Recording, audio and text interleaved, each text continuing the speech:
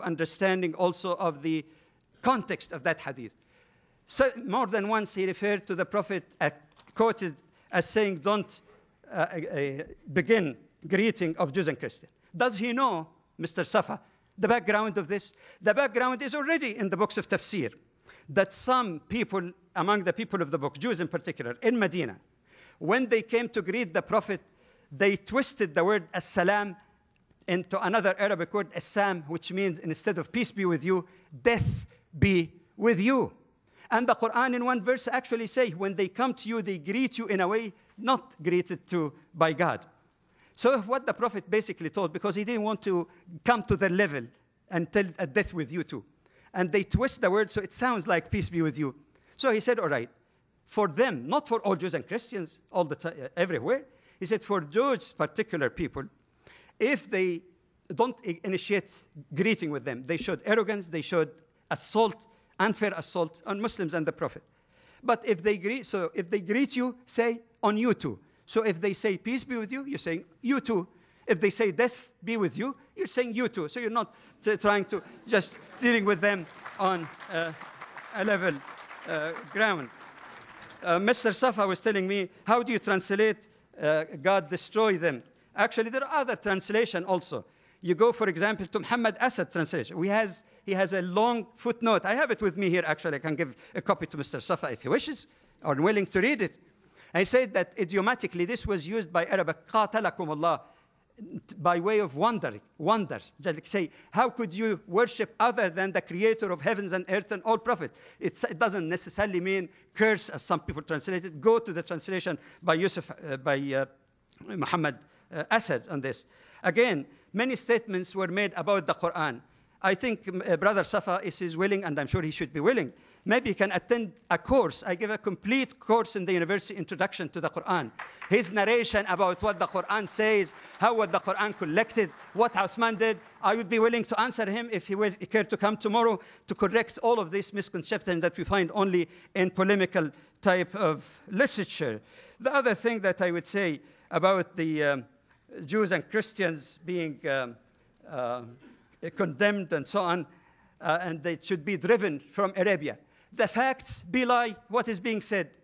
And actually, scholars of hadith, even in Bukhari and Muslim, Bukhari actually is more authentic than Muslim, not unlike what Brother Safa said. Actually, there are scholars of hadith who make the criticism of hadith not only by way of chain of narration, but textual criticism. And they said that any hadith, even with the proven chain of narration, if it contradicts the Quran, either has to be reinterpreted or to be discarded. Normally, there are interpretations like this hadith, for example, about greeting Jews and Christians, if we understand the proper context of it. The fact of the matter that Jews, even Jews themselves, lived in Arabia. Those who committed the atrocity against Muslims at the time of war and were exiled, and they went into another location. It was still in Arabia. It was still in Arabia. Secondly, at the time, even after the Prophet, during the reign of the second Caliph, Umar, we hear stories after stories that, for example, a Jewish old man was begging in the street, so he went to him and said, why are you begging? He said, you took jizya from me when I was young, but nobody cares for me. And Umar immediately ordered that the Secretary of Treasury, as we call it today, go around and find any person like that to say, ma ansafnak, we didn't do justice to you. How we take the jizya from you, just like the pension or social security that you pay. And that was years after the death of the Prophet. There are many other examples of Jews and Christians actually who lived. It might perhaps be necessary also to comment on his claim that the Quran says non-Muslims are unclean and you have to wash your hands. First of all, it has nothing to do with Christians and Jews because it used al-mushrikun.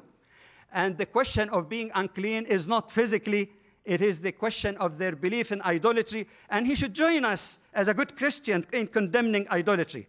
The house of Allah, the house of Abraham, was built for the worship of the one God, originally by Abraham. It was desecrated by the idolatrous Arab, and they put statues or idols inside and out. How could you have public peace when the holiest of the holy is accessible to those who worship idols? He says, well, they banished, the idolatrous Arab banished. The idolatrous Arab disappeared because they entered into Islam en masse. And the reason they entered in Islam en masse is when the Prophet went victoriously to Mecca in a basically bloodless entry without resistance.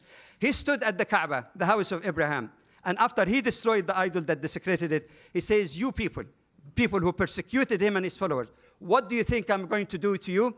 And finally he told them, I say to you unto you what Joseph said unto his brother, you go, you are all free, no blame on you today. May God forgive you and forgive me and brother Safa as well. Thank you, Dr. Badawi. I'll give you 30 extra seconds. I'll give you 30 extra seconds. Pastor Safa, your rebuttal.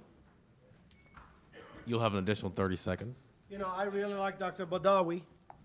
I like his translation of the Quran. And I'm serious. I would sponsor the publishing of his translation because apparently the entire Muslim world doesn't understand what he says because they're persecuting Christians. 51. Now he says they are all in the state of denial of Islam. I just started. What is it when I talk, this thing talks? Did you set it up like that? No. You've got 15. Shame on you, Sean. No. Again, going back to this utopia of that Mr. Badawi is creating, everything we read, he says, oh, it doesn't mean this. In Arabic, it means something else. I read a whole passage. He said, no, that's not what he says. Let me say, now, again, go on Islam Online. I wish you all would speak Arabic. Because one of his closest friends, who he went to honor his status in Bahrain or one of the countries, Mr. Qaradawi, Yusuf Qaradawi, this man has passed a fatwa that Christians, actually it's in Islam Online in the Arabic side, Christians are mushrik and kafir. And almost every scholar that I have studied, here is one, go over to the slide number, I guess it's 41. Here is a man translating surah that I read, 28 through 33. Sheikh Abdul Aziz ibn Abdullah ibn Abdur Rahman ibn Ba'az. He must be important because he's got a long name. He says he held the position of Grand Mufti. Now listen to his position. And with all due respect, Dr. Badawi, I think this guy holds a lot of more credential than you do. He held the position of Grand Mufti of Saudi Arabia, the presidency of many Islamic committee and council, the prominent among these being Senior Scholars Committee of the Kingdom, Permanent Committee for Islamic Research and Fatwa, the founding committee of Muslim World League. He was the founding committee of the Muslim World League. World Supreme Council for Mosque, Islamic producer. No. Oh, you guys are so good. In Assembly of Mecca, and the member of the Supreme Council of the Islamic University at Al-Madinah, and so on. I mean, he's so long, it takes my 15 minutes. He says, thus the Quran labels Jews and Christians as blasphemers, al-kafirun. Now this is what he says. He's one of the top scholars of our current time. And he says, the Quran labels Jews and Christians kafirun and polytheists, al-mushrikeen. The Jews and Christians are both kafirs and mushrik. They are kafirs because they deny the truth and reject it, and they are mushrik because they worship someone other than Allah. Allah says, and then he reads verses I read for you. Here they are described as mushrik in Surah Al-Baqarah. They are described as kafirs. As Allah says, interpretation of the meaning, again Surah chapter 98, verse 1, another chapter. Sheikh Abdul Aziz ibn blah blah said, refuting those who, like Jamal Badawi, say that the word mushrikeen cannot be applied to the people of the book. This is what Dr. Badawi says, and this is what Abdul Aziz says. It is most likely that the people of the book are included among the mushrikeen, men and women alike, when this word is used in general terms, because the kuffars are undoubtedly mushrikeen. Hence, they are forbidden. That's why in Saudi Arabia, friends, you're not allowed to go to any of the holy mosques after 1,500 years. Now, again, Dr. Badawi can argue that that's because they don't understand the Quran. Dr. Badawi does. Let me read some stats, what's happening. You know, if what you're teaching is not practical, and what you teach people don't understand, you know, God, it really confuses me. And please correct me.